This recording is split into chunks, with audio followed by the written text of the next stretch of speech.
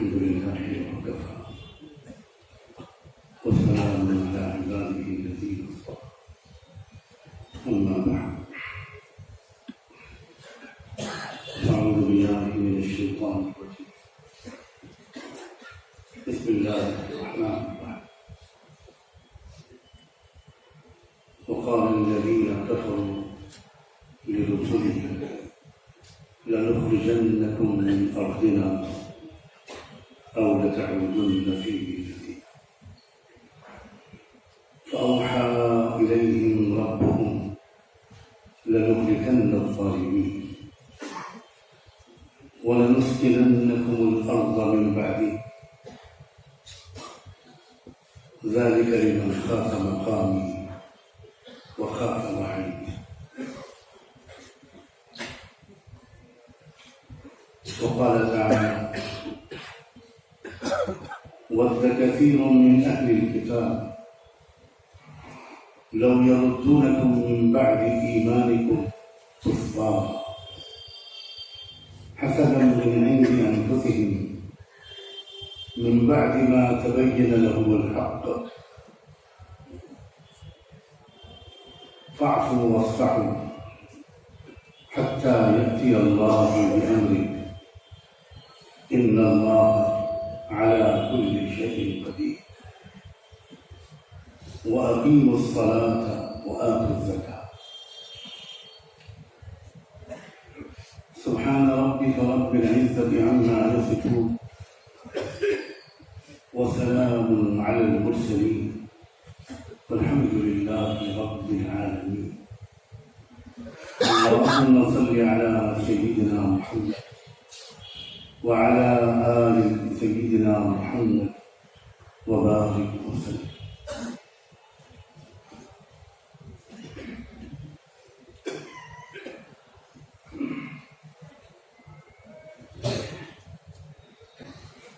میں نے دو آیات کی تلاوت کی. پہلی آیت سورہ ابراہیم میں اور دوسری سورہ بقرہ.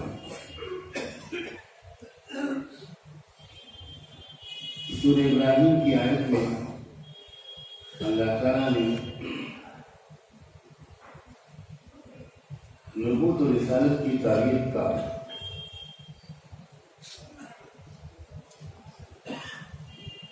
ایک بہت ہی اہم مرحلہ ذکر فرمایا ہے، جس مرحلے کا سامنا تمام نبیوں اور رسولوں کو کرنا پڑتا تھا.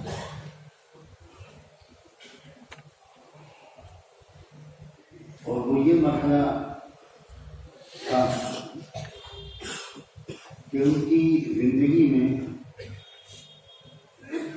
ایک دور وہ آتا تھا جب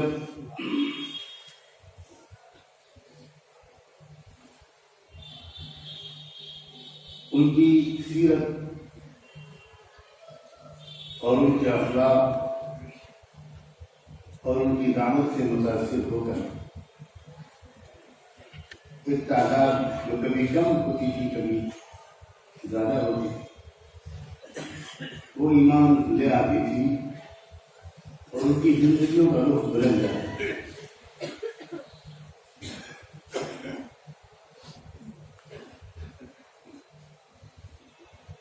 پھر ایک وقت وہ آتا تھا جب ان کی قوم کے سرغنہ لوگ جن کے مزاج میں جھٹلانا اور انکار کرنا بےبس ہو چکا تھا، تو وہ اپنے وقت کے پیغمبروں کو دھمکی دیتے تھے. میرے الفاظ پر بہت غور کرتے رہیے. وہ اپنے وقت کے نبیوں کو ایک دھمکی دیتے تھے. قرآن کے الفاظ میں وہ دھمکی یہ تھی کہ لَنُخْرِجَنَّكُم مِّنْ أَرْضِنَا أَوْ لَتَعُودُنَّ فِي مِلَّتِنَا. ہم تم کو اپنے ملک سے نکال کر رہیں گے، ہم تم کو اپنی سرزمین سے دیش نکالا دے کر رہیں گے. یہاں رہنے کی صرف ایک شرط ہے، ایک شکل ہے کہ تم واپس آؤ اپنے پرانے دھرم میں.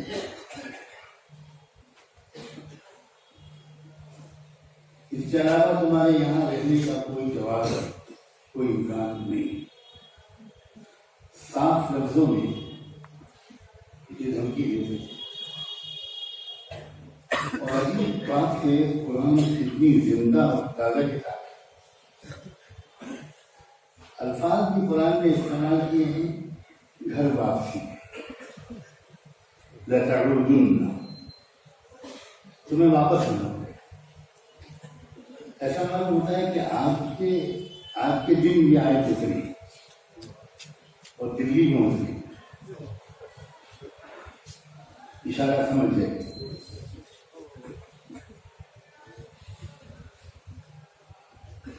جب یہ اسٹیج آتا ہے تو پھر آگے کیا ہوتا ہے؟ قرآن نے بتایا ہے، اسی آیت میں بتایا ہے. فَأَوْحَىٰ إِلَيْهِمْ رَبُّهُمْ. تو نبیوں اور رسولوں کو اللہ تعالیٰ خاموشی سے اپنے مستقبل کے منصوبے کی خبر دیتے. یہ وحی کے لفظ سے آتی ہے. اس کے اصل ترجمہ ہوتا ہے الاشعار الخفی. خاموشی سے کوئی بات کسی کو بتا دینا. تو نبیوں کو اللہ تعالیٰ اپنا منصوبہ بناتے تھے کہ تم نے ان کا منصوبہ کو تم نے سن لیا، کیونکہ ایک زمانے تک منصوبہ پیٹ میں رہتا ہے، لیکن 9 مہینے سے زیادہ تو جانا مشکل ہے. پھر ایک وقت آتا ہے کہ وہ منصوبہ پیٹ میں نہیں رہتا، پھر وہ زبان پر آتا ہے، قانون کی شکل سے آتا ہے.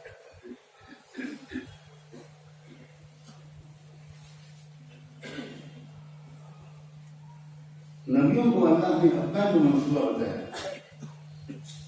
وہ یہ بتایا کہ دیکھو، اس دنیا میں کسی کو ہم تمہارے ذریعے سے بھیجا گیا ہمارا دین قبول کرنے پر ہرگز مجبور نہیں کریں، ہرگز نہیں. اس لیے جو لوگ انکار کرتے رہے، کفر کرتے رہے، ان کو ہم ٹچ نہیں کریں گے. وہ دنیا میں آرام سے رہیں، ان کی سزا آخرت میں. لیکن جو لوگ ظلم کرنے لگیں گے، فرمایا لَنُهْلِكَنَّ الظَّالِمِينَ، ہم ظالموں کے وجود سے زمین کو پاک کرتے ہیں. قرآن عجیب و غریب کتاب. پہلے آیت کے پہلے حصے میں لفظ کفروا استعمال، وقال الذین کفروا لرسلهم. دھمکی دینے میں بہت سے لوگ شریک، لیکن اللہ کے یہاں اتنا انصاف ہے اور اپنے بنائے ہوئے انصاف کے اصولوں کی ایسی کھری پابندی ہے کہ یہاں بھی اللہ کے رسول نے یہ نہیں کہا کہ ہم سب کو مٹا کے رکھ دیں گے نا. ہم لَنُهْلِكَنَّ الظَّالِمِينَ کہا، لَنُهْلِكَنَّ الْكَافِرِينَ کہا کہ جو لوگ ظلم کریں گے ان کو اب ہم آئندہ ظلم کا موقع نہیں دیں گے. یہ ہمارا منصوبہ ہے.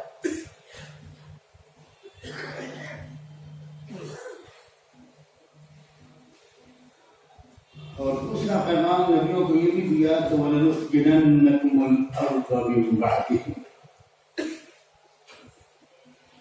جس ملک جس علاقے سے یہ تم کو نکالنے کا پلان بنا رہے ہیں، ترغیب دے رہے ہیں، تم اس ملک میں بڑے سکون سے آنے والے زمانے میں رہو گے. وَلَنُسْكِنَنَّكُمُ الْأَرْضَ مِنْ بَعْدِهِمْ.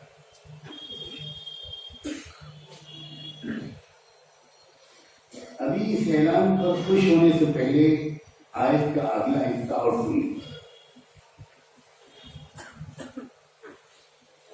فرمایا ذَلِكَ لِمَنْ خَافَ مَقَامِي وَخَافَ وَعِيدِ.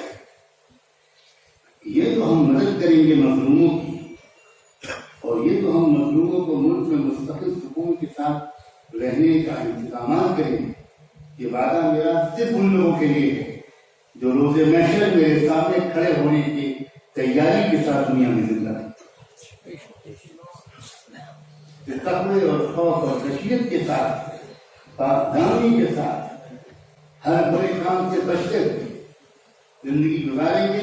میرا وعدہ ان کے لیے، ہر اس شخص کے لیے نہیں ہے جو اپنے آپ کو مسلمان کہتے ہیں، ہر اس شخص کے لیے بالکل نہیں ہے جو کرتا پاجامہ ٹوپی کہتے ہیں. ذَلِكَ لِمَنْ خَافَ مَقَامِي وَخَافَ وَعِيدِ. ایک دن تم کو میرے سامنے کھڑے ہو کر ایک ایک پوائنٹ اور ایک ایک سیکنڈ اور ایک ایک گول اور ایک ایک کام کا حساب دینا ہوگا. جو اس کی تیاری کے ساتھ زندگی گزارے گا اس کا مستقبل روشن. اب آپ خود سمجھ لیجیے کہ جو اس کی تیاری کے بغیر زندگی گزارے گا ہماری اور آپ کی طرح، اس کے لیے اللہ کی مدد کا وعدہ نہ دنیا میں ہے نہ آخرت.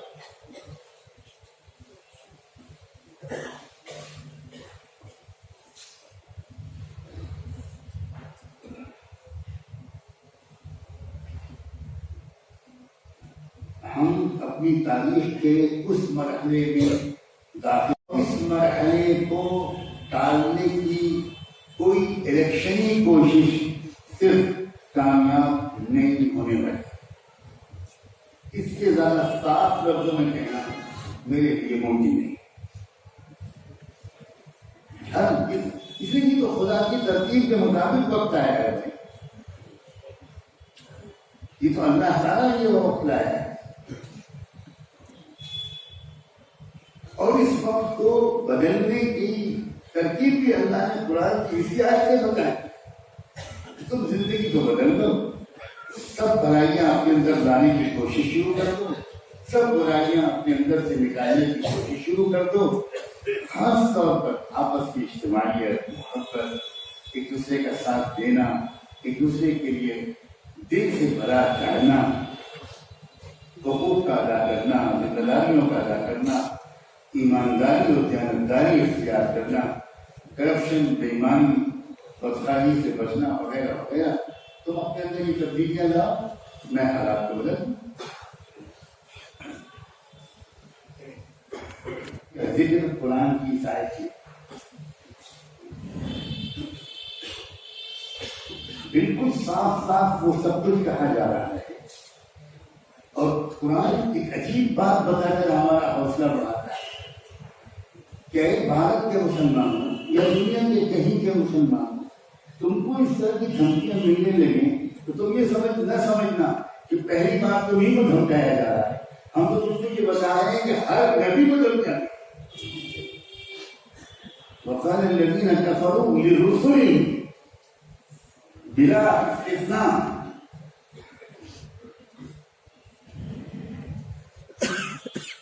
تو حوصلے پست ہونے کا کوئی امکان ہے؟ یہ پروسیس ہے، یہ تاریخ کا سفر ہے جسے کوئی روک نہیں.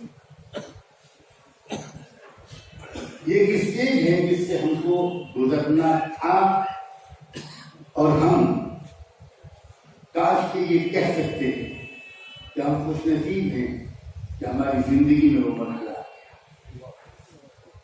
کاش کہ ہمارا ایمان ایسا ہوتا، کاش کہ ہماری سمجھداری ایسی ہوتی.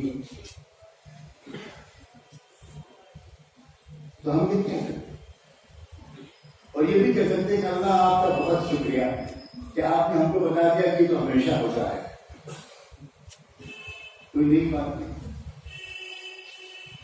اور یہ بھی آپ نے بتا دیا کہ ظلم کرنے والوں کا انجام کیا ہونا ہے. اور یہ بھی آپ نے بتا دیا کہ احتیاط اور تقوی اور شرافت کے ساتھ زندگی گزارنے والوں کو اللہ کی پرسکون زندگی ان کو اور ان کی نسلوں کو عطا کرنے کا پلان بنا ہے۔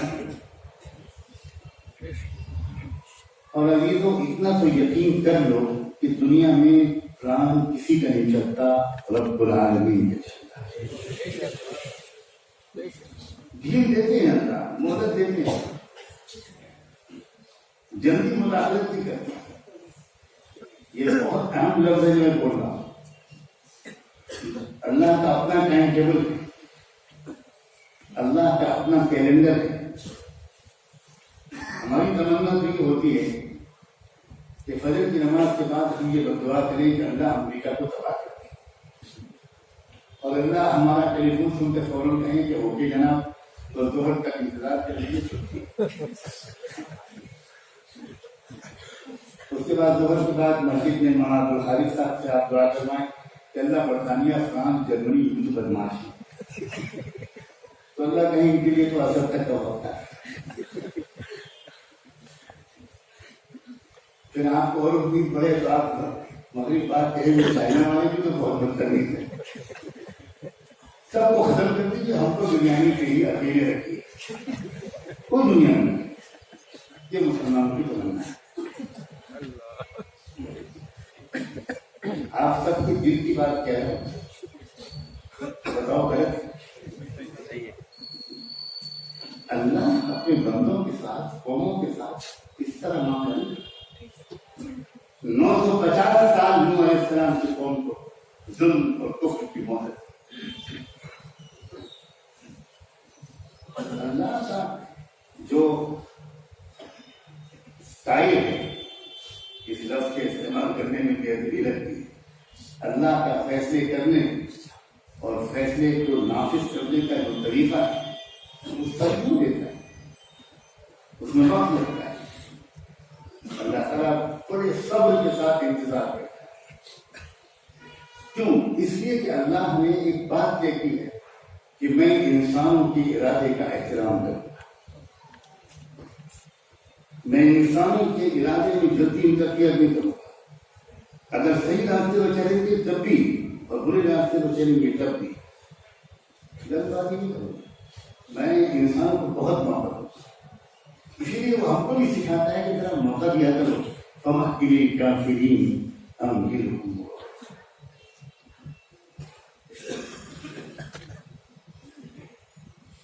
ہم بہت جلدی گھبرا جانے لگے، ہتھیلی پہ سرسوں جمانا چاہتے ہیں۔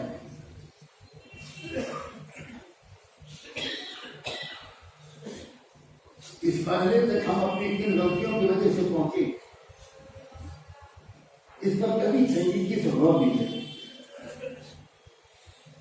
اور غور کرتے بھی ہیں تو ایسی زبان میں ہم غور کرتے ہیں، یا علماء اگر غور کرانے کی کوشش کرتے ہیں تو ایسی زبان میں غور کراتے ہیں کہ عام طور پر لوگ پوری بات سمجھ نہیں پاتے۔ جیسے مثال کے طور پر آپ نے 50 بیانوں میں یہ سنا ہوگا یا سینکڑوں بیانوں میں، یہ سارے حالات ہمارے اعمال کا نتیجہ ہے، سنا ہے کہ نہیں؟ لیکن میں ایک بات پوچھتا ہوں، اعمال جب ہم بولتے ہیں تو اس سے آپ کے ذہن میں کیا ہے؟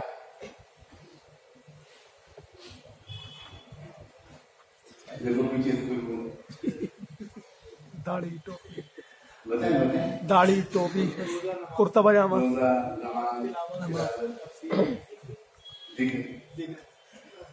یہی خطرناک غلطی ہے۔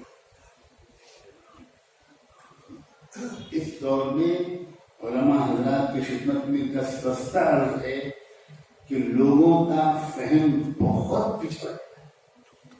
آپ کو ہندی کی چندی کر کے کھول کر سمجھانا، کیا صاف ستھرا رہنا عمل نہیں ہے؟ کیا وقت کی پابندی عمل نہیں ہے؟ کیا وعدہ پورا کرنا عمل نہیں ہے؟ کیا سخاوت اور ہمدردی عمل نہیں ہے؟ کیا والدین کی خدمت عمل نہیں ہے؟ کیا اپنے بچوں سے پیار عمل نہیں ہے؟ کیا پڑوسیوں کے ساتھ حسن سلوک عمل نہیں ہے؟ یہ تو ہم کہتے ہیں اعمال، اس سے دو تین قسم کے اعمال ذہن میں آئے، اور پھر شبہ ہوتا ہے کہ یار ہم سب تو نمازی ہیں، ہمیں اللہ میاں مروا رہے ہیں اور وہ سب اتنے بڑے مشرک کافر ظالم زانی شرابی ہیں اور وہ دنیا میں عروج کر رہے ہیں، اس لیے اللہ سے بدگمانی کر رہے ہیں۔ اعمال کیا آپس کا اتحاد عمل نہیں ہے؟ آپس کا اتحاد ایسا عمل ہے کہ ہزاروں سازشوں کے جواب میں ایک آپس کا اتحاد کرتے ہیں، اور آپس کا اختلاف اتنا منحوس عمل ہے کہ ساری امت تہجد گزار ہو جائے اور ہر سال حج اور عمرے کرے، لیکن آپس میں جھگڑے، دنیا میں اللہ کی مدد سے محروم ہے۔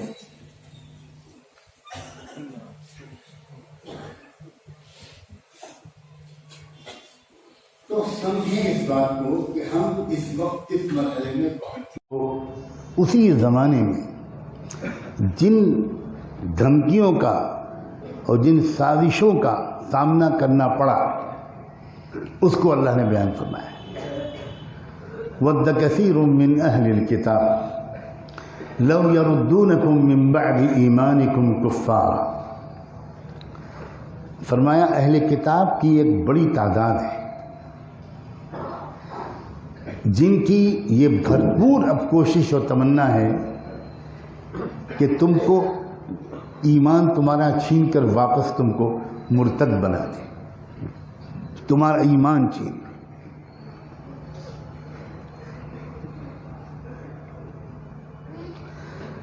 آپ سوچیں ذرا کہ کتنی قربانیوں کے نتیجے میں، کتنے فاقوں، کتنی مشقتوں اور مجاہدوں کے نتیجے میں رحمت دو عالم صلی اللہ علیہ وآلہ وسلم نے اس وقت تک جب یہ آیت اتری ہے چند ہزار ایمان والے اور ایمان والیاں تیار کیے تھے، اور یہ اللہ کے رسول کی سب سے قیمتی پونجی اور کمائی تھی۔ آپ نے دنیا میں اور کیا کمایا؟ اب براہ راست حضور کے تربیت سے جو ایمان والے بنے تھے انہی کے ایمان پر ڈاکہ ڈالنے کی سازش ہو رہی ہے، اور اللہ تعالیٰ اس خبر کو فاش کر رہے ہیں، اور یہ بھی کہہ رہے ہیں کہ یہ دو چار لوگ نہیں ہیں، یہ اہل کتاب کی ایک بڑی تعداد ہے، اور جس تعداد کو اللہ بڑی تعداد کہہ دیں وہ تعداد چھوٹی نہیں ہوگی۔ اب سکھایا ہے اللہ کے رسول کو اللہ نے اور صحابہ کو، ایمان والوں کو، کہ تم کو ان سازش کا مقابلہ کیسے کرنا ہے۔ یہ بہت اہم بات میں عرض کر رہا ہوں، آپ خدا کے لیے اس کو ایسے سمجھیے کہ جیسے آج ہی آیتیں اتری۔ کیا آج وہی سازشیں نہیں ہو رہی؟ اب صرف جان اور مال نشانہ نہیں ہے، اب اصل نشانہ ایمان ہے، اچھی طرح سمجھ لیں۔ اور ان کی جو تیاریاں ہیں وہ کروڑوں کو مرتد بنانے کی ہیں۔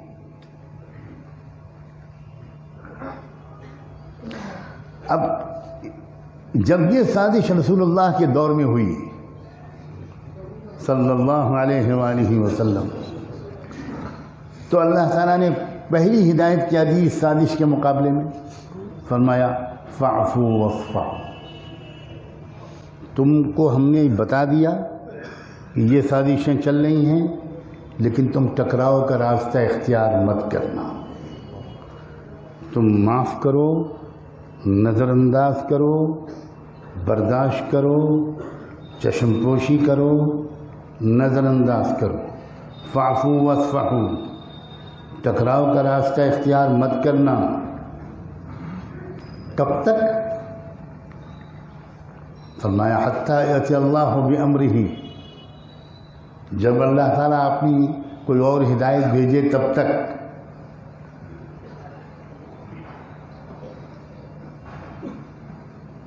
یا اللہ، ہم اگلے مرحلے تک کب پہنچیں گے اور کیسے پہنچیں گے؟ جواب آیا ان اللہ علی کل شیء قدیر۔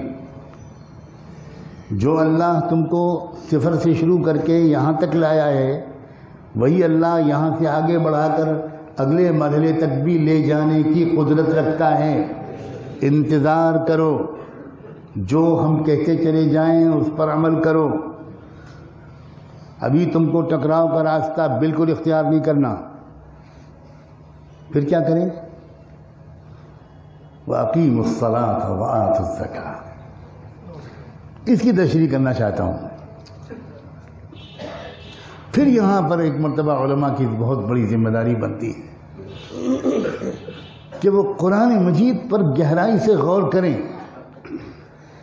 ہم لوگ عام طور پر اسے تشریح اس طرح کرتے ہیں کہ اور بہت اچھی نماز پڑھو اور زکوٰۃ دو. کیا علماء سے میں پوچھتا ہوں اس آیت کے اترنے سے پہلے صحابہ نماز نہیں پڑھتے تھے؟ کیا زکوٰۃ نہیں دیتے تھے؟ کیونکہ یہاں کچھ علماء موجود ہیں، ان سے کہتا ہوں کہ آپ پورے قرآن میں المعجم المفہرس کی مدد سے اقیموا الصلاۃ وآتوا الزکاۃ نکالیے اور آپ کو کئی ایسی آیتیں ملیں گی جہاں دشمنوں کی سازشوں کے مقابلے کے طریقے کے طور پر ہدایت ہوئی ہے اقیموا الصلاۃ وآتوا الزکاۃ. ایک جگہ فرمایا گیا الم تر الی الذین کفوا ایدیکم وَأَقِيمُوا الصَّلَاةَ وَآتُوا الزَّكَاةَ. أَلَمْ تَرَ إِلَى الَّذِينَ قِيلَ لَهُمْ كُفُّوا أَيْدِيَكُمْ وَأَقِيمُوا الصَّلَاةَ وَآتُوا الزَّكَاةَ. اصل میں دیکھیں اسلام کا، قرآن کا جو تربیت کا، رہنمائی کا انداز ہے، جو زبان قرآن بولتا ہے وہ سیاسی زبان نہیں بولتا. قرآن اور انبیاء علیہ السلام زبان بولتے ہیں دعوتی، دینی، اور اس میں زندگی کے تمام شعبوں کے بارے میں ہدایات ہوتی ہیں. ہماری مشکل یہ ہے کہ ہم قرآن مجید کی اس زبان سے دور ہو چکے ہیں، ہم سمجھ ہی نہیں پاتے. کسی قوم کی مضبوطی کے لیے اور سازشوں کے کامیاب مقابلے کے لیے دو شرطیں ہوتی ہیں. ایک یہ کہ اس قوم کی صلاحیتیں جو ہیں، اس قوم کے تمام افراد کی صلاحیتیں یہ کسی بہت مثبت مقصد کے لیے متحد اور مجتمع اور منظم ہو. میری بات سمجھ رہے ہیں؟ کوئی بہت اونچا مضمون تو نہیں بیان کر رہا ہوں، سمجھ میں آ رہی ہے؟ ورنہ ایک بیان وہ بھی ہوتا ہے جو 50 سال سے آپ سن رہے ہیں. ایک لطیفہ بیچ میں سنا دوں تاکہ ذرا فریش ہو جائیں آپ.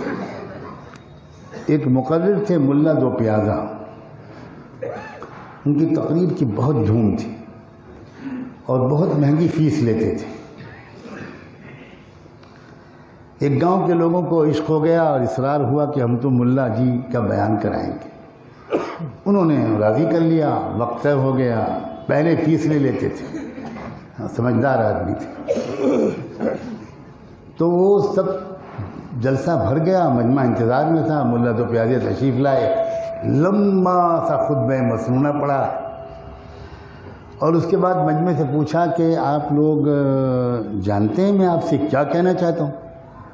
تو مجمع نے بہت ہی ادب اور سعادت کے ساتھ کہا جی حضرت. تو ملا دو پیازے بولے جب سب جانتے ہو تو میں اپنا وقت کیوں خراب کروں؟ السلام علیکم.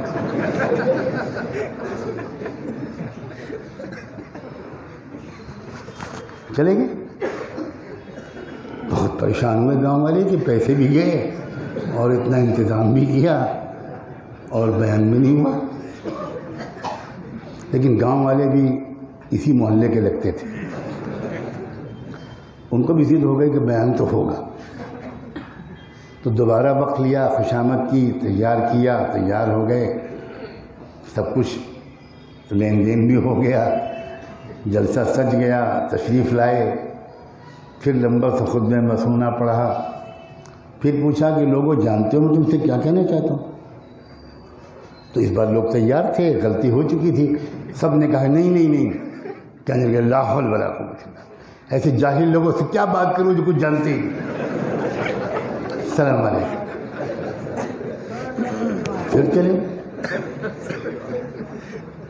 لوگوں نے کہا کہ بھئی یہ تو ہمارے گدیال ننیال سسرال کہیں اتنا چالاک آدمی نہیں ملا ہم کو. مگر تھے ماشاءاللہ بہادر لوگ، انہوں کا بیان تو ہوگا. پھر تیسری بار گئے پھر خوشامد کی فیس بڑھا کے دی، سب کچھ طے ہوا، تشریف لائے، جلسہ سجا ہوا تھا، خود میں مسنونہ پڑھا۔ پھر پوچھا کہ لوگوں جانتے ہو میں تم سے کیا کہنا چاہتا ہوں؟ اس بار لوگ پہلے سے زیادہ تیار تھے۔ آدھے لوگوں نے کہا جی حضرت، آدھے لوگوں نے کہا نہیں۔ تو کہنے لگی میری مشکل آسان ہے، جو جانتے ہیں وہ ان کو بتا دے جو نہیں جانتے۔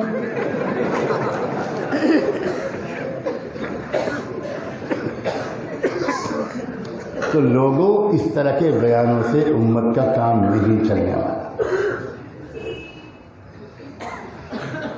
میرے والد ماجد جانتے ہیں کیا فرمایا کرتے تھے؟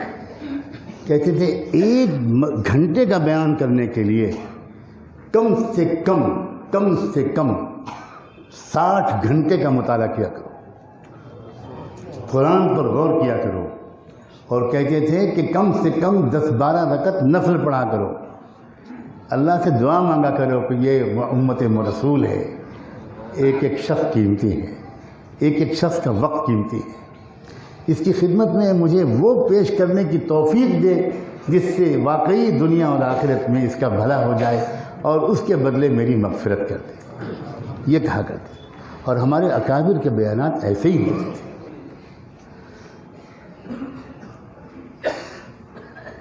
دن میں بیان تب کرتے تھے جب رات میں 2 گھنٹے اللہ کے قدموں پر سر رکھ کر رو لیتے تھے، ایسے ہی نہیں بیان ہوتا تھا۔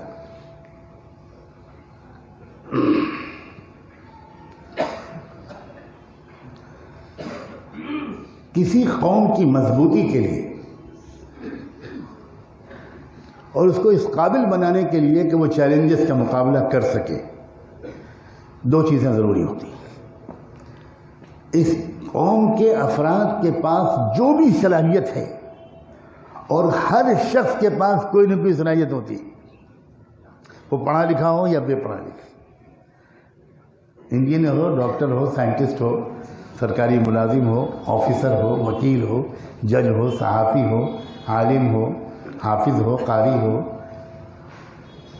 تو یہ صلاحیتیں جب لوگوں کی صرف اپنی روزی روٹی کے لیے استعمال ہوں اور صلاحیتوں سے قوم کو کوئی فائدہ نہیں ہوگا تو وہ قوم کبھی بھی سازشوں کا مقابلہ نہیں کر پائے گی۔ اللہ تعالیٰ نے دوسرے، ایک تو ہے صلاحیتیں سمجھ گئے نا آپ، ہماری آج کل کی زبان میں اس کو ہیومن ریسورسز کہتے ہیں۔ یہ صلاحیتیں ہیں، بہت ہیں، یقین مانے ہر شخص میں 1 2 3 صلاحیتیں تو موجود ہیں، لیکن ان صلاحیتوں کو اکٹھا کر کے انسانیت کی ترقی کے لیے، معاشرے کی ترقی کے لیے، ملک اور امت کی ترقی کے لیے استعمال نہیں کر پا رہے ہیں ہم لوگ۔ سب بکھری ہوئی صلاحیتیں، بکھری ہوئی صلاحیتیں سازشوں کا مقابلہ نہیں کر سکتی۔ یہ بکھری ہوئی صلاحیتوں کو بندگی کے انداز سے مجتمع کرنے کی جو ترتیب ہے وہ ہے نماز۔ نماز صرف انفرادی عمل نہیں ہے، نماز عجیب و غریب ہے، 2 in 1، 3 in 1، 4 in 1، all in 1، یہ ہے نماز۔ اللہ کے رسول کی نماز کا نقشے پر غور کرو تب میری بات سمجھ میں آئی۔ نماز سلام پھیر کر اللہ کے رسول مجمع پر نظر ڈالتے تھے، مسکراتے ہوئے، محبت بھری نظر، اور اس میں آپ جج کرتے تھے کہ آج فلاں ساتھی نظر نہیں آتا،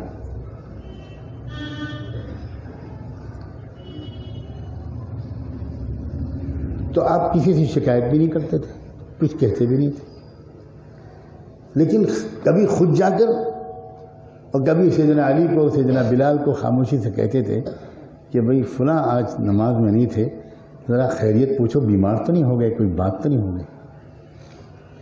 اب جب دروازے پر آدمی آتا تھا اور کہتا تھا کہ سعید جی ہاں آئیے آئیے آئیے علی، کہ نہیں میں بیٹھوں گا نہیں، اللہ کے رسول نے نماز میں تمہیں غیر حاضر دیکھا تو مجھے بھیجا ہے کہ کوئی خدمت ہو، کوئی بات ہو تو بتاؤ۔ آنکھوں میں آنسو آ گئی، آسمانی رسول اللہ کہ اللہ کے رسول نے مجھے نہ پا کر تم کو میرے پاس بھیجا ہے؟ یعنی ان کو لگتا تھا کہ میری عزت اتنی اہمیت ہے کہ بھری مسجد میں ایک مسلمان، ایک نمازی ایک نماز میں نہیں آ پایا تو رسول اللہ متفکر ہو گئے۔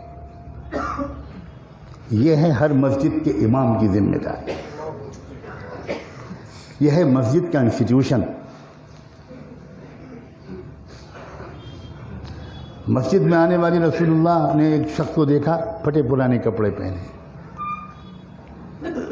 بہت عجیب حالت۔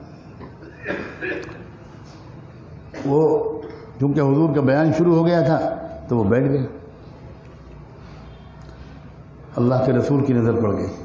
آپ نے فرمایا تم نے 2 رکعت نماز پڑھ لی ہے جو مسجد میں آ کر پڑھی جاتی ہے؟ تو ان کا نہیں، وہ تو میں نے بھی نہیں پڑھی، آپ نے خطبہ شروع ہو گیا تھا تو میں ایسے ہی بیٹھ گیا۔ فرمایا پڑھو، کھڑے ہو، نماز پڑھو، نماز پوری کرو 2 رکعت۔ اور اتنی دیر تک اللہ کے رسول خاموش کھڑے رہے۔ اس کے بعد خطبے کا مضمون آپ نے بدلتے ہوئے اس پر زور دینا شروع کر دیا کہ بھائی ہر شخص دوسرے کی فکر رکھے، اس کی ضروریات کی فکر رکھے، زبان کھلوانے کی زحمت نہ کرے، زحمت نہ دے، کسی کو اپنی ضرورتوں کا اظہار نہ کرنا پڑے۔ میں ایسے ہی امت تیار کرنا چاہتا ہوں کہ جس میں ہر ایک کے لیے درد ہو۔ صحابہ فوراً سمجھ گئے کہ یہ غریب آدمی آیا، پھٹے اور نیچے کپڑے پہنے آیا، حضور نے اشارہ کر دیا۔ چنانچہ ادھر نماز ختم ہوئی، ادھر صحابہ کوئی کچھ دے رہا ہے، کوئی کچھ دے رہا ہے، کوئی کچھ دے رہا ہے، کوئی کپڑے اپنے چادر دے رہا ہے، کوئی کہہ رہا ہے اب یہاں بیٹھے میں ابھی گھر سے لے کے آتا ہوں۔ مستورات بھی مسجد میں پیچھے صف میں کھڑی تھیں، سونے کی بالیاں اور ہاتھوں کی چوڑیاں اور کڑے بھجوا دیے اللہ کے رسول کے پاس کہ ان مہمان کو دے دیجیے۔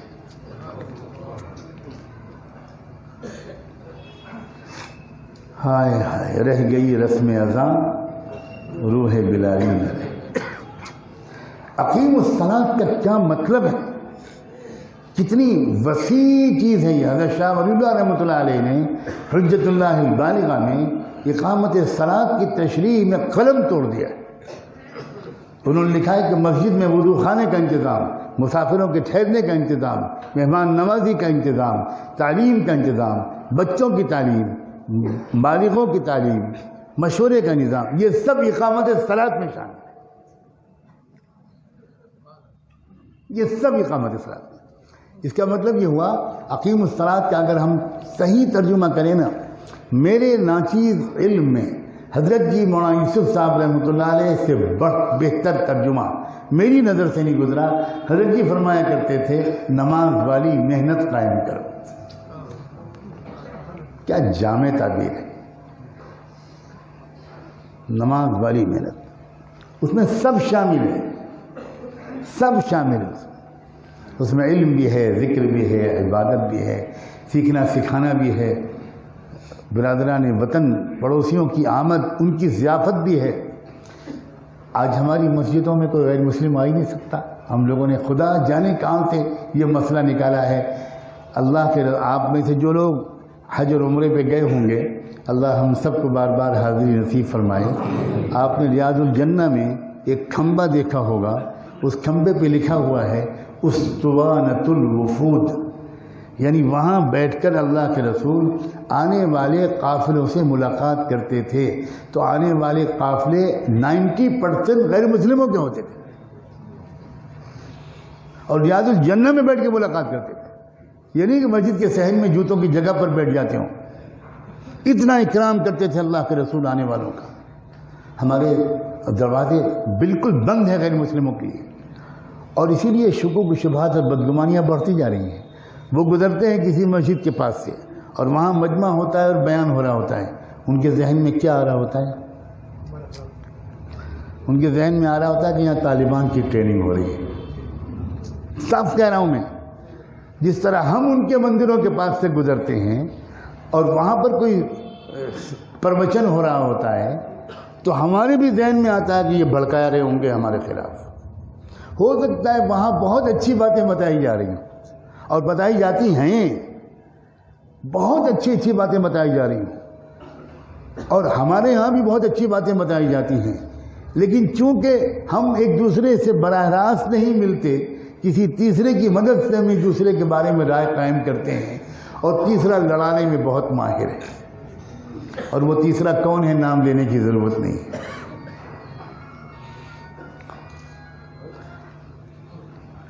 حد تو یہ ہے کہ عیسائیوں کا، عیسائی علماء، بزرگوں، اکابر، اسکالرز کا، پادریوں کا، فادرز اینڈ بشپس اینڈ کارڈینلز کا ایک بہت موقر وفد اللہ کے رسول کی خدمت میں حاضر ہو، باقاعدہ، یعنی جسے کہتے ہیں کہ پوپ کا نمائندے، یوں سمجھیے آپ۔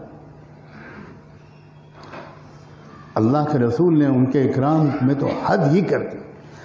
جتنے غیر مسلم لوگ ملک بھر سے آتے تھے تو آپ ان کو صحابہ کرام میں بانٹ دیتے تھے کہ بھئی کون مہمان نوازی کرے گا، تو لوگ لے جاتے تھے۔ ملاقات آپ مسجد میں بیٹھ کے کرتے تھے، قیام اور کہیں کراتے تھے۔ لیکن جو کرسچن اسکالرس آئے، بشپس آئے، پادری لوگ آئے، ان کو آپ نے کہا کہ یہ میرے ذاتی مہمان رہیں گے، اور میرے حجرے میں تو جگہ ہے نہیں، یہ مسجد نبوی میں مہمان رہیں، وہیں قیام کرایا ہوں۔ اور حضور اپنے ہاتھ سے ان کے سامنے کھانا رکھتے تھے۔ صحابہ کہتے تھے کہ ہم کافی اللہ کے رسول، آپ ان کے ساتھ تشریف رکھیے۔ فرمایا یہ اپنی قوم کے معزز لوگ ہیں، معزز لوگوں کے اکرام کا میرے رب نے حکم دیا ہے۔ یہ اسلام،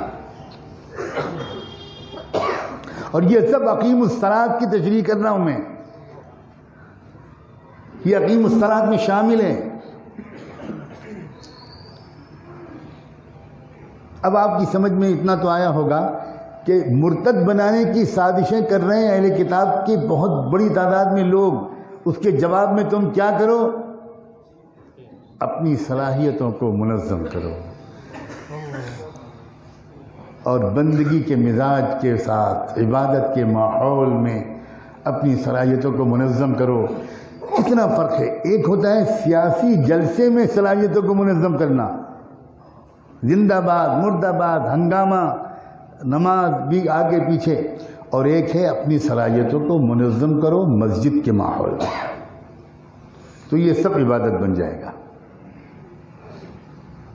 یہ سب عبادت بن جائے گا۔ دوسرا لفظ فرمایا وآتوا الزکاۃ، صلاحیتوں کے سوا ہر شخص کے پاس 4 پیسے ہوتے ہیں، اس کو فائنینشل ریسورسز، مال، اپنی آمدنی، اس آمدنی کو، اس مال کو، اس کے ایک حصے کو ان سازشوں کے مقابلے کے لیے، سماج کو سدھارنے کے لیے، غلط فہمیوں اور نفرتوں کو دور کرنے کے لیے اجتماعی سلیقے کے ساتھ استعمال کرو۔ یہ ہے آتوا الزکاۃ۔ اسلام کے 2 بنیادی حصے ہیں، ایک یہ کہ بندوں کا، ہم سب بندوں اور بندیوں کا ہمارے رب سے کیسا تعلق ہو، دوسرا حصہ یہ ہے کہ ہم سب بندوں اور بندیوں کا آپس میں کیسا تعلق ہو۔ رب سے تعلق کو درست کرنے کی شکل ہے نماز، اور بندوں سے تعلق کو درست کرنے کی شکل ہے زکوٰۃ۔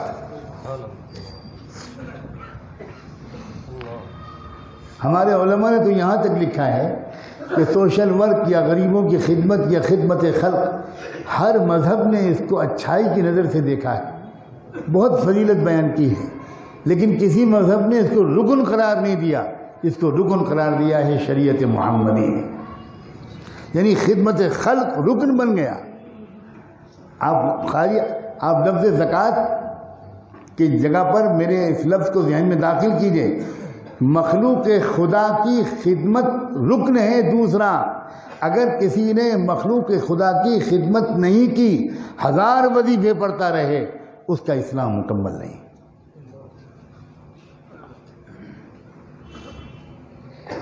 اور جب ہم صلاحیتوں اور وسائل کو منظم کریں گے مسجد کے ماحول میں، اور اپنے مال کو خرچ کریں گے، تو وہ جو نفرتیں پھیلا رہے ہیں اور ارتداد پھیلانے کی سازشیں کر رہے ہیں، اس کا محبت بھرا جواب نہیں ہوگا؟ اس سے کیا ہوگا؟ اول تو ارتداد جو عام طور پر ہوتا ہے وہ غربت کی وجہ سے بھی ہوتا ہے۔ تو جب ہم اپنی آمدنی اور وسائل کو سماج کی ترقی کے لیے خرچ کریں گے تو کوئی دین چھوڑ کر جائے گا نہیں۔ اور دوسرے، جب ہم سلیقے کے ساتھ سب کا استقبال مسجد میں کریں گے تو وہ جو سازشیں کرنے والے ہیں انشاءاللہ وہ محبت کرنے والے بن جائیں گے۔ ادفع باللتی ہی احسن فاذا الذی بینک وبینہ عداوۃ کأنہ ولی حمیم۔ ایک سلیقہ سکھایا گیا کہ بدترین سازشوں اور دشمنیوں کا جواب تم خوبصورت ترین طریقے سے دیا کرو۔ اس کے نتیجے میں کیا ہوگا کہ جو دشمن ہیں آج تمہارے، وہ تمہارے جگری دوست بن جائیں گے۔ کیا عمر ابن خطاب دشمن تھے کہ نہیں تھے؟ اور پھر کیا بنے؟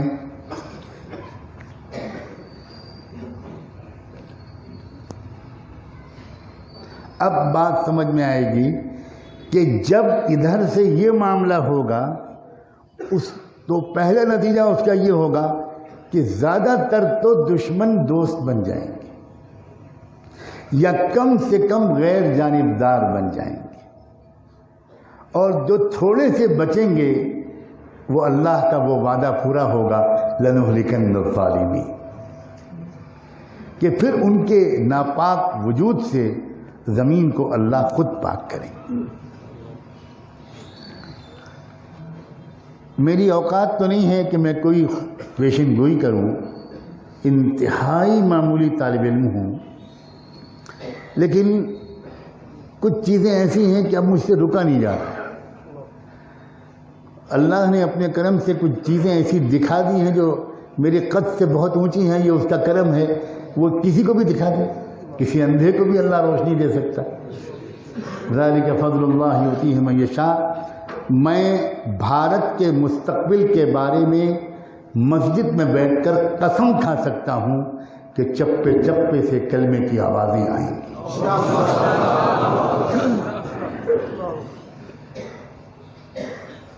یہ خواجہ معین الدین چشتی کا ملک ہے، یہ نظام الدین اولیاء کا ملک ہے،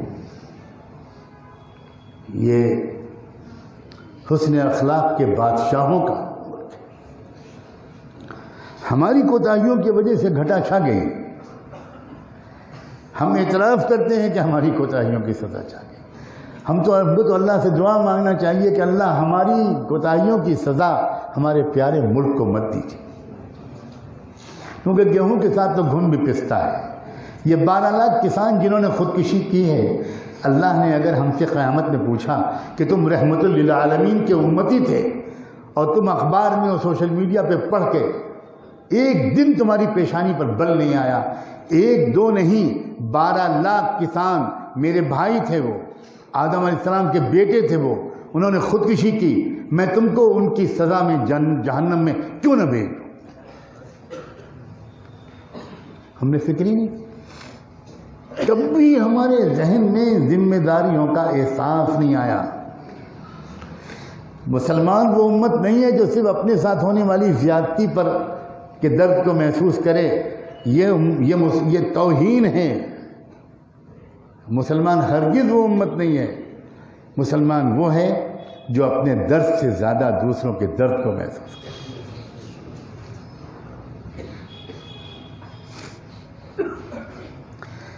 کیا ایسا نہیں ہو سکتا لوگوں کہ اب ہم اپنی زندگی کا ایک نیا سفر شروع کریں؟ میں پوچھنا چاہتا ہوں آپ سے، سوچ سمجھ کے جواب دیجیے گا، صرف جلدی سے ہاں ہاں انشاءاللہ مت کہیے گا۔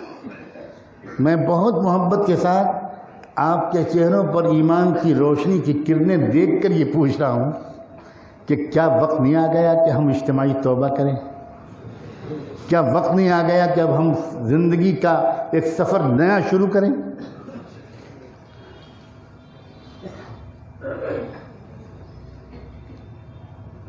نوجوانوں، تم سب کی پیشانی کو چوم کر کہنا چاہتا تھا کاش مجھے اتنی صحت ہوتی اور میں آپ کو یہاں آنے کی زحمت بھی نہ دیتا، صحت بھی ہوتی، وقت بھی ہوتا، تو آپ میں سے ایک ایک کے گھر پر جاتا، گھر کے باہر فقیر کی طرح صدا لگاتا اور کہتا چند منٹ کے لیے باہر نکل آئے، کچھ بات کرنے آیا ہوں۔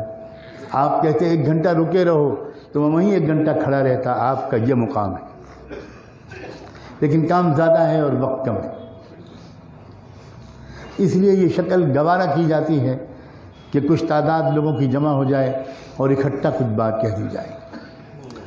اپنے ملک سے نئے سرے سے محبت کرنا شروع کرو، پہلا مطالبہ میرا، نئے سرے سے۔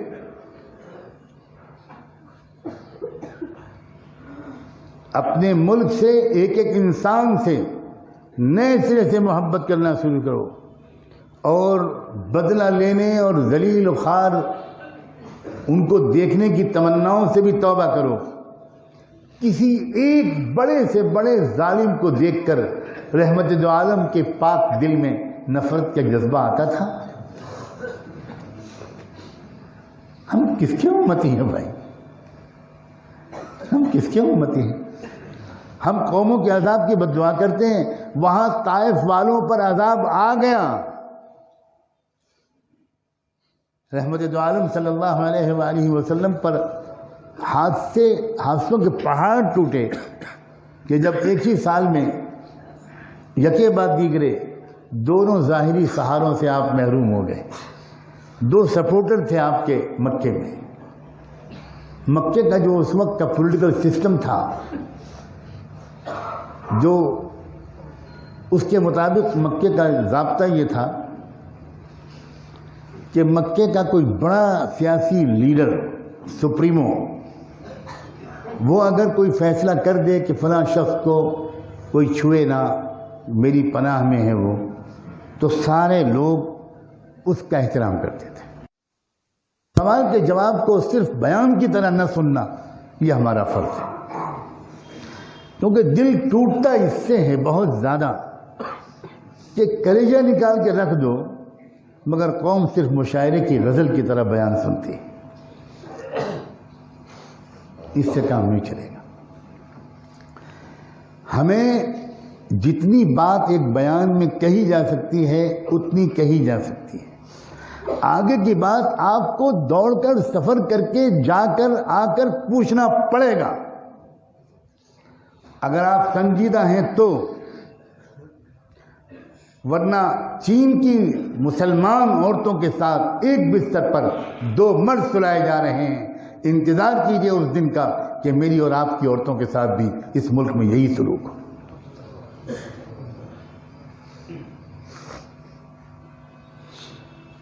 اتنی ایسے بیانوں کے بعد بھی بے چینی نہیں پیدا ہوتی، بے قراری نہیں پیدا ہوتی کہ آدمی بھاگ کر آئے کہ کہاں آپ سے ملیں، کہ ہم کو کچھ سکھائیے کہ صلاحیتوں کو منظم کیسے کریں، وسائل کو منظم کیسے کریں، اس لیے کہ یہ عملی کام ہے، یہ بیان سن کر نہیں آئے گا، اس کی عملی طور پر تربیت لے کر آئے گا کہ اپنے وسائل کو ہم کیسے منظم کریں، اپنی صلاحیتوں کو کیسے منظم کریں۔ جن لوگوں کے سینے میں مردہ دل نہیں ہے، یہ ان کی ذمہ داری ہے کہ وہ سفر کر کے بھاگیں، دوڑیں، وقت لیں، ان کے اندر طلب اور پیاس پیدا ہو اور وہ سیکھیں اور تربیت کریں، اپنی تربیت لیں، اور پھر اپنے علاقے کے اندر نفرتوں کا جواب محبت سے دینے کا ایک منظم کام شروع کریں۔ کریں گے آپ؟ یہ اس مسجد کی جو ذمہ داران ہیں، جنہوں نے اتنی محبت سے مجھے یہاں دعوت دی ہے، میں ان سے یہ گزارش کروں گا کہ یہ سلسلہ آج کے بیان پر ختم نہیں ہونا چاہیے، آج کے بیان سے شروع ہونا چاہیے، ایک مسلسل رابطہ رہنا چاہیے، اور رابطہ 1 وے ٹریفک سے نہیں کام چلے گا۔ ایک بوڑھا بیمار کمزور بندہ وہ کہاں کہاں دوڑے گا؟ 40 سال ہو گئے مجھے گاؤں گاؤں، شہر شہر، ملک ملک، قریے قریے جاتے ہوئے۔ اب کیا میں یہ مطالبہ نہیں کر سکتا کہ لوگ آ کر خود بھی تو مجھ سے کچھ پوچھیں، کچھ سیکھیں، کچھ سمجھیں؟ کیونکہ عملی کاموں کو عملی طور پر سیکھے بغیر نہیں کیا جا سکتا۔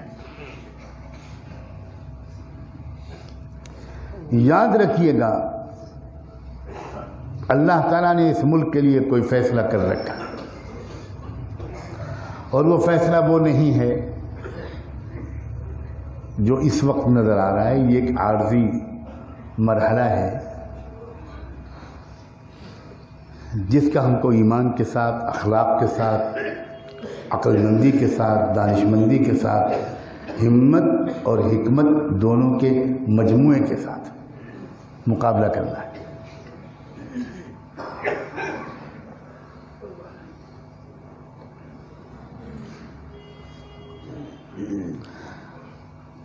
اپنے اوقات کی حفاظت کرو دوستو.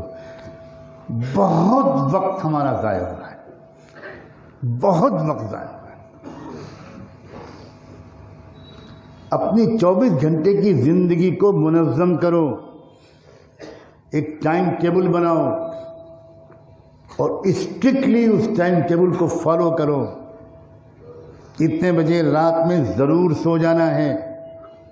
موبائل سے کھیلنا اور موبائل کی وجہ سے 12، 1، 2 بجے رات تک جاگنا، یہ قوم کبھی بھی چیلنج کا مقابلہ نہیں کر سکتی، کبھی نہیں کر سکتی. ہم یورپ اور امریکہ کو بہت بد دعائیں دیتے ہیں. یورپ اور امریکہ میں شام کے 7 بجے بازار بند ہو جاتے ہیں. نیو یارک شہر میں 7 بجے اگر آپ نکلیں تو بعض سڑکوں پہ گزرنے میں ڈر لگے گا، اتنا سناٹا ہو. 7 بجے شام اور 9 بجے رات جس گھر کی بجلی جلتی ہوئی نظر آتی ہے امریکہ میں، نیو یارک میں یا کسی بھی شہر میں، تو لوگ یہ سمجھتے ہیں کہ یا تو اس گھر میں کوئی بیمار ہے، کوئی ایمرجنسی ہے، اس لیے ابھی تک یہ لوگ سوئے نہیں، اور یا شراب زیادہ پی لی ہے تو ہوش ہی نہیں رہا لائٹ آف کرنے کا. ہمارے ہاں 9 بجے صبح ہوتی ہے. مسلم محلے کئے بجے تک چلتے رہتے ہیں بتاؤ بھائی؟ اور رمضان میں اس پر آپ چاہتے ہیں اللہ کی مدد آئے. ہم نے کیا گت بنائی ہے اسلام کی. حیدرآباد شہر کے ایک مسلم ڈاکٹر دوست نے مجھ سے کہا کہ جب 15 شعبان کی رات آ جاتی ہے، جس کو عام طور پر لوگ شب برات کہتے ہیں، تو ان کے ہندو دوست ان سے پوچھنا شروع کرتے ہیں کہ تمہارا کھانے والا مہینہ کب آ رہا ہے. وہ رمضان، اس کو ہم نے کھانے والا مہینہ بنایا ہے. یہ رمضان ہوگا، روزے محشر ہوگا اور ہمارے گریبان ہوں گے. یہ کیا کلچر ہے؟ یہ کیا اتنی چھوٹی عادت نہیں بدل سکتے آپ؟ تو آپ جھوٹ کی عادت کیسے چھوڑ سکتے ہیں؟ آپ بدنظری کی عادت کیسے چھوڑ سکتے ہیں؟ آپ ظلم کی عادت کیسے چھوڑ سکتے ہیں؟ جب آپ سونے کے اوقات نہیں بدل سکتے، آپ جاگنے کے اوقات نہیں بدل سکتے، آپ سڑکوں پر ٹہلنے کے اوقات کو نہیں بدل سکتے، تو انتظار کیجئے بدترین سزاؤں کا. حضور اکرم صلی اللہ علیہ وسلم تو عشاء کی نماز کے بعد 2 آدمیوں کو بات کرتے ہوئے دیکھتے تھے تو چہرہ غصے سے سرخ ہو جاتا. اتنی شدید ناپسندیدہ چیز ہے رات میں دیر تک جاگنا. اور جب آپ رات میں دیر تک جاگیں گے تو فجر کی نماز میں جماعت میں شریک ہو پائیں گے؟ اکثریت نماز جماعت سے نہیں پڑھتی فجر کی. اور تمنا یہ ہے کہ خلافت راشدہ قائم ہو جائے. یہ مذاق چھوڑو دوست. اگر آپ حوصلہ مند لوگ ہو تو آج میں آپ سے یہ وعدہ لے کے جانا چاہتا ہوں کہ آپ اپنی پوری زندگی کے نظام کو آج ہی رات سے بدلیں گے. بنائیے ٹائم ٹیبل. اتنے بجے سو رہا ہے، اتنے بجے اٹھنا ہے. فجر کی نماز لازماً مسجد میں پڑھنی ہے، اور مسجد کے بعد، مسجد میں نماز پڑھنے کے بعد ہرگز گھر واپس جا کر فوراً نہیں سونا. اس سے زیادہ منحوس عادت اس چھت کے نیچے نہیں ہو سکتی. عجیب مصیبت ہے.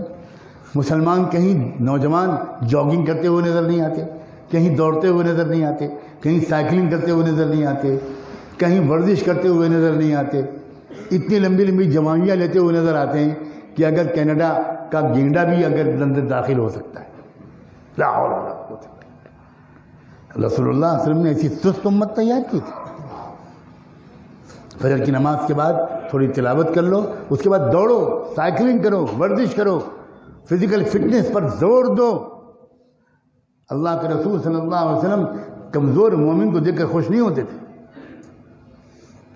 حضور نوجوانوں میں کشتیوں کے مقابلے کراتے تھے، گھوڑوں اور اونٹوں کی ریس کراتے تھے. ایک بہت سرگرم عمل، ایکٹیو، فزیکلی فٹ ایمان والا اللہ کو زیادہ پسند ہے.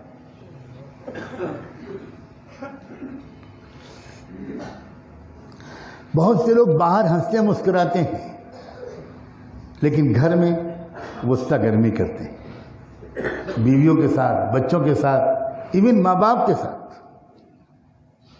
یہ بہت بڑا گناہ ہے، یہ منافق ہونے کی کھلی علامت ہے. ان چیزوں کو ٹھیک کرو. میرے استاد مجھ سے کہا کرتے تھے، اللہ ان کو غریق رحمت کرے، کہ میں تمہاری نمازوں سے متاثر نہیں ہوں گا، میں تمہارے بیانات اور درس قرآن سے متاثر نہیں ہوں گا، میں کسی چیز سے متاثر نہیں ہوں گا، میں تمہاری بیوی سے تمہارے بارے میں معلومات کروں گا، میں تمہارے گھر کے کسی خادم اور ملازم سے تمہارے بارے میں معلومات کروں گا، میں تمہارے پڑوسیوں سے تمہارے برتاؤ اور اخلاق کے بارے میں معلومات کروں گا. یہ ہے اسلام. ایک مجموعی تبدیلی اپنے اندر لائیں. آپ کو اللہ تعالیٰ نے ایک موقع دیا ہے، ایک مسجد، ایک علاقہ، ایک اچھا سلجھا ہوا نوجوان عالم دین جو آپ کا امام و خطیب ہے، دیگر ذمہ داران جو فکر مند ہیں. تو اس پورے علاقے کے اندر ایک تبدیلی لائیے، اور وہ تبدیلی اپنے گھروں میں لائیے. اپنی بچیوں کو زندگی کی حقیقتوں کی تربیت دیجیے. یہ بات یاد آ گئی تو میں بھی کہوں کہ لڑکوں اور لڑکیوں کو بالکل تربیت نہیں ملتی کہ شادی کے بعد زندگی کیسے گزاریں. عام طور پر نوجوان لڑکے کے ذہن میں شادی کا تصور صرف رومانٹک ہوتا ہے. نوجوان لڑکا بس انتظار میں ہوتا ہے کہ شادی ہوگی تو ممتاز محل ملے گی، میں شاہجہاں بنوں گا، پھر ہم دونوں تاج محل بنائیں. اور ہوتا کیا ہے، شادی شدہ لوگوں سے تنہائی میں پوچھو، وہ شاید یہ وصیت کریں کہ بھئی میں نے تو غلطی کر لی، تمہارا مجھ سے پرانا رشتہ ہے، کوشش کرنا کہ اس کے بغیر زندگی گزارے، میں تو کان پکڑ چکا. عربی میں مثل ہے کہ بعد شہر العسل تأتی سنوات البصل، کہ ہنی مون کے ایک مہینے کے بعد پھر لہسن اور پیاز پر زندگی گزرتی. ادھر لڑکی یہ سمجھتی ہے کہ بس لیلا اور مجنو، میں لیلا اور وہ مجنو، اور پھر اس کے بعد ورڈسورتھ اور شیکسپیئر کی شاعری ہوگی اور غالب کی غزل ہوگی.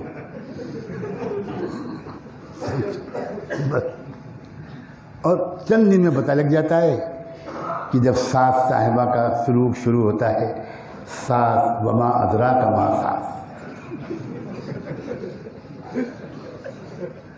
کوئی تربیت بچی کو نہیں ملی کہ بیٹیا تم نئے گھر میں جاؤ گی تو تم کو نئے چیلنجز ملیں گے، تم کو دل جیتنا ہوگا، تم کو برداشت کرنا ہوگا، تم کو انتظار کرنا ہوگا، تم کو سلیقے کے ساتھ خدمت کرنی ہوگی. تھوڑے دن لگیں گے، شروع میں تم کو باندی بن جانا پڑے گا، بالآخر تم ملکہ بن جاؤ. یہ وہ نصیحت ہے جو دنیا کے سب سے کامیاب باپ نے دنیا کی سب سے شریف بیٹی کو، اپنی بیٹی فاطمہ کو حضرت علی کے ہاتھ میں ہاتھ دیا رخصت کرتے وقت، اور کہا فاطمہ میری دانش میں جو سب سے بہتر انسان تمہارے لیے شریک حیات ہو سکتا تھا، اللہ کی توفیق سے میں نے اس کو چن کر تم کو اس کے حوالے کیا. ایک نصیحت بیٹی میری یاد رکھنا، باندی بن کر رہنا، بالآخر ملکہ بن جاؤ. اللہ، شہزادی، پورے عالم کے شہنشاہ کی شہزادی، اس کو نصیحت کی جا رہی ہے کہ باندی بن کر رہنا. کہاں ماں باپ ہیں جو اپنی بچیوں کو یہ باپ کو تو فرصت ہی نہیں ہے، باپ تو عجیب چیز ہو گئی ہے.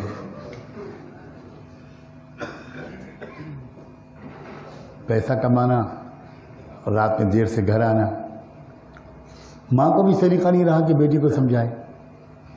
چنانچہ شادی شدہ زندگی میں بہت جلدی اکثر جھگڑے شروع ہو رہے ہیں. یہ بات صحیح ہے کہ نہیں؟ اور اس کی اصل وجہ صرف اتنی ہے کہ پہلے سے ان دونوں کو کچھ معلوم نہیں تھا کہ اس زندگی کو کیسے گزارا جاتا ہے. بس اتنی سی بات ہے. پہلے سے بچوں کو بتانا باپ کا فرض ہے، بچیوں کو بتانا ماں کا فرض ہے. اور باپ اور ماں ان دونوں کو بھی تو کچھ سمجھدار بننا پڑے گا. ان دونوں کو بھی تو کچھ ایسے قیمتی بیانات سننے پڑیں گے، کیونکہ گھروں میں خوشیوں کا ماحول ہونا یہ اللہ کو بہت پسند ہے. اور خوشیوں کا تعلق غربت اور عمارت سے نہیں ہے. صحابہ کرام سے بڑھ کر غریب مجمع ایک شہر میں کبھی جمع نہیں ہوا ہوگا، لیکن ان سے زیادہ خوشیوں بھرے گھر دنیا میں کبھی کسی کو نصیب نہیں. فاقے ہوتے تھے لیکن مسکرا رہے ہیں، چہرے مسکرا رہے ہیں، خوشیاں ہیں. ہمارے گھروں میں سب چیزیں ہیں مگر پھر بھی ٹینشن ہے، لڑائی ہے، جھگڑا ہے، اس لیے کہ تربیت نہیں. تو یہ دو رخ پر میں نے اس وقت بات کی ہے. بات کا زیادہ حصہ اس بات کی طرف آپ کو توجہ دلانا تھا کہ جس مرحلے میں ہم اس وقت ہیں یہ کوئی اتفاقی واقعہ نہیں ہے. یہ نبیوں کی امتوں کو ہر دور میں سہنا پڑا ہے. ہم اس مرحلے میں داخل ہو چکے ہیں کہ ہم کو کھلم کھلا وہ دھمکیاں دی جا رہی ہیں. اصل آخری منصوبہ اللہ کا چلتا ہے. اللہ کا منصوبہ یہ نہیں ہے کہ کسی غیر مسلم کو، کسی دوسرے دھرم کے ماننے والے کو زمین پر ملک میں رہنے نہیں دیا جائے گا. یہ بالکل اللہ کا منصوبہ نہیں ہے. سب رہیں اور چین سے رہیں، لیکن کسی ظلم کرنے والے کو نہیں چھوڑا جائے گا. ظلم کرنے والا بھارت میں ظلم کرے، ہندی میں ظلم کرے، عرب میں عربی میں ظلم کرے، یورپ میں انگریزی میں فرانسیسی میں ظلم کرے، ظلم کی ناؤ نہیں چلے گی. ایک دور ہوتا ہے، اب یہ ظلم کے بڑھنے کا دور ہے اور اس کے خاتمے کا دور بھی بہت دور نہیں ہے. انصاف کے دور کے قائم ہونے کا وقت قریب ہے. اب سوال یہ پیدا ہوتا ہے کہ ہم میں سے کس کو اللہ تعالیٰ پسند کریں گے اس نظم عالم کی تبدیلی کے لیے. کس کو پسند کریں، کس کو چنیں گے کہ چلو تمہاری بھی ڈیوٹی ہم لگاتے ہیں، اب انصاف کا دور قائم ہوگا، ہم تم سے بھی کام لیں گے. اور کس کس کو اللہ کان پھوڑ کے نکال کے باہر کھڑا کر دیں گے کہ تم منافقوں کے ساتھ جاؤ، تم دجال کے ساتھ جاؤ، تم ظالموں کے ساتھ جاؤ، تم اس لائق نہیں ہو کہ ہم تم سے کسی اچھی تبدیلی کا کام لیں. یہ چھٹائی کا وقت ہے. ہوشیاری کے ساتھ اس وقت کو بہت خطرناک نازک سمجھ کر گزارنے کا وقت ہے. سستی، کاہلی، بد نظری، وعدہ خلافی، وقت کی پابندی نہ کرنا، وقت کو ضائع کرنا، اپنے وسائل اور صلاحیتوں کو صرف اپنے پیٹ کے لیے استعمال کرنا اور دوسروں کا خیال نہ رکھنا، یہ غلطیاں اگر ہوں گی تو ہماری خیریت نہیں ہے. اس کے برعکس اگر خوبیاں ہوں گی تو مستقبل روشن ہے. دعا ہے کہ اللہ تعالیٰ ان باتوں کی سمجھ اور مستقل طور پر ان پر عمل کی توفیق دے. میں یہاں کے لوگوں کو یہ ذمہ داری دے کر جانا چاہتا ہوں کہ وہ فالو اپ کریں، وہ بار بار لوگوں کو آج کی نشست میں باتیں جو کی گئیں ان کو یاد دلائیں اور قافلے در قافلے باری باری وہ ہمارے پاس بھیجیں. انشاءاللہ جو کچھ بھی میں نے کہا ہے یہ عملی طور پر سکھانے کے لیے ہم تیار ہیں. اس کے بعد آپ انشاءاللہ اپنے علاقے میں جب کام شروع کریں گے تو آپ کو بہت دلی اطمینان ہوگا، اندر سے ایک سیٹسفیکشن اور خوشی ہوگی کہ ہم اپنے ملک کے لیے، انسانیت کے لیے، حق کے لیے، مظلوموں کے لیے، امت کے لیے کچھ کر رہے ہیں. اللہ تعالیٰ نے ایک توفیق عطا فرمائے. وآخر دعوانا ان الحمدللہ.